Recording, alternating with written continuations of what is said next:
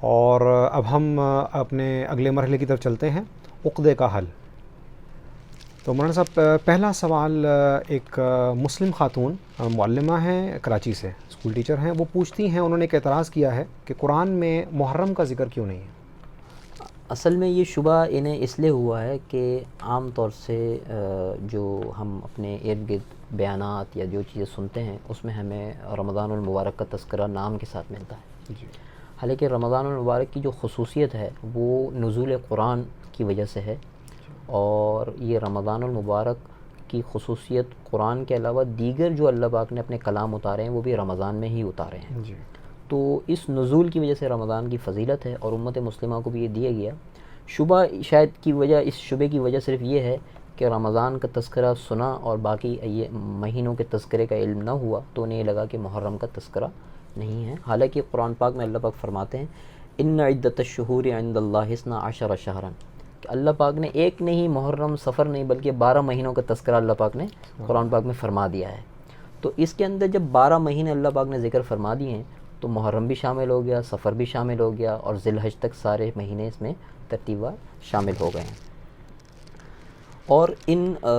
12 مہینوں کے اندر ایک حکمت یہ بھی ہے کہ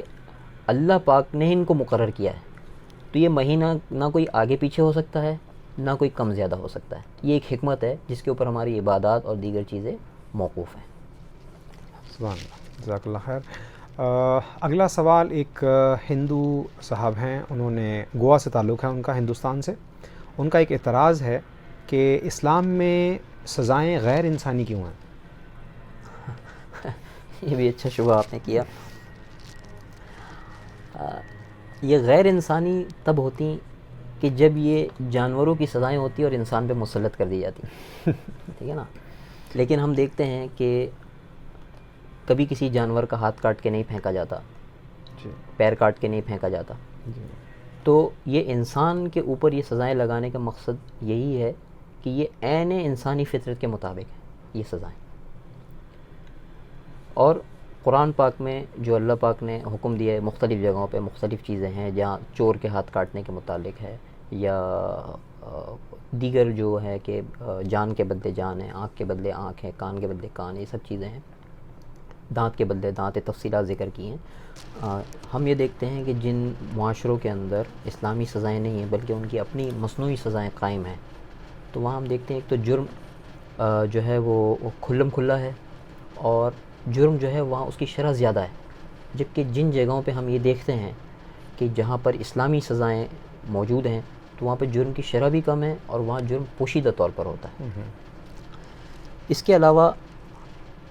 اسلام جو سزائیں مقرر کرتا ہے، اللہ پاک نے جو سزائیں مقرر کی ہیں، اس کا مقصد جو ہے وہ معاشرے کی اور لوگوں کی تربیت ہے، جبکہ ہم دیکھتے ہیں کہ غیر اسلامی سزائیں جو ہیں، جب لوگ قیدوں میں رہ کر آتے ہیں اور جیلوں میں رہ کر واپس لوٹتے ہیں، اور قتل کی سزا جو ہے وہ 7 سال یا عمر قید ہے، جب وہ واپس لوٹتے ہیں کسی صورت میں، تو ہم دیکھتے ہیں وہ پہلے سے بھی زیادہ بڑے مجرم بن کے اور جرم مزید سیکھ کر آتے ہیں، جبکہ اسلامی جو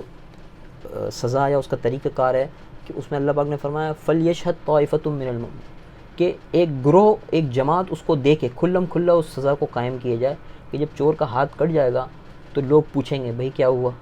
اچھی بات نہیں ہے، لوگ بھی دیکھیں گے کہ یہ ہاتھ کٹ جاتا ہے، یہ کام نہیں کرنا چاہیے، تو اس سے معاشرے کے اندر جرم کی شرح کم ہوگی۔ دوسری چیز جو اس کے اندر ہے وہ یہ ہے کہ دیکھیں اسلام کا نظام جو سزا ہے وہ اتنا عدل والا اور اتنا انصاف والا ہے کہ اسلام جو ہے اس کے اندر جرم کی سزا نافذ کرنے کے لیے جو پروسیجر ہے، جو اس کا عمل ہے، وہ انتہائی مختصر ہے، کہ اگر کوئی سزا، کوئی چور پکڑا جاتا ہے یا کوئی مجرم پکڑا جاتا ہے اور اس کو اوپر جو ہے وہ فوراً گواہی مانگی جاتی ہے، گواہ قائم ہونے کے بعد جو سزا نافذ کر دی جاتی ہے کہ جی ہاتھ کاٹ دیا گیا۔ لیکن جب وہ دوسری چوری کرے گا، اگر اول تو وہ کرے گا نہیں، اگر کوئی عادی مجرم کرتا ہے دوسری، تو پھر اس کا ایک پیر کاٹ دیا جائے گا۔ پھر اگر وہ کوئی تیسری چوری کرتا ہے تو اس کو دیگر سزا تو دی جا سکتی ہے، پھر اس کا ہاتھ پیر نہیں کاٹا جائے گا۔ کیوں؟ اسلام کسی کو مفلوج کرنا یا اپاہج کرنا نہیں چاہتا، وہ صرف تربیت کرنا چاہتا ہے، لیکن چونکہ وہ عادی مجرم ہے تو اس کو پھر دیگر مراحل پہ لے جاتے ہیں آخر میں کہ یہ بالکل ہی اپاہج ہو کر، مفلوج ہو کر ہی نہ بیٹھ جائے۔ تیسری بات اس میں یہ ہے کہ دیکھیں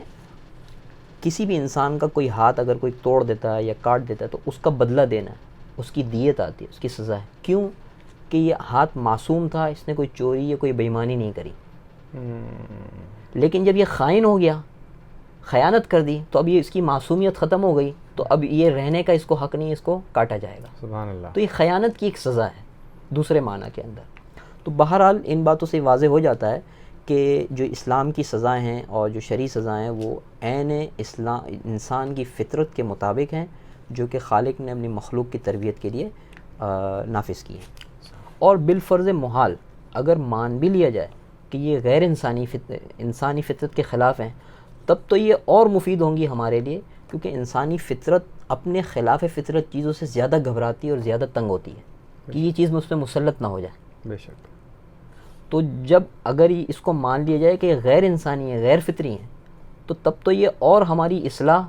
اور ہمارے اصلاح معاشرہ کا ذریعہ ہیں کہ ہماری طبیعت اس کو قبول نہیں کرتی، اور پھر ہم جرم نہیں کرتے اور ہم اس جرم سے دور ہٹتے ہیں، بھاگتے ہیں یا اس سے بچنے کی کوشش کرتے ہیں. بہت خوب مولانا صاحب، بہت عمدہ آپ نے جواب دیا اس کا.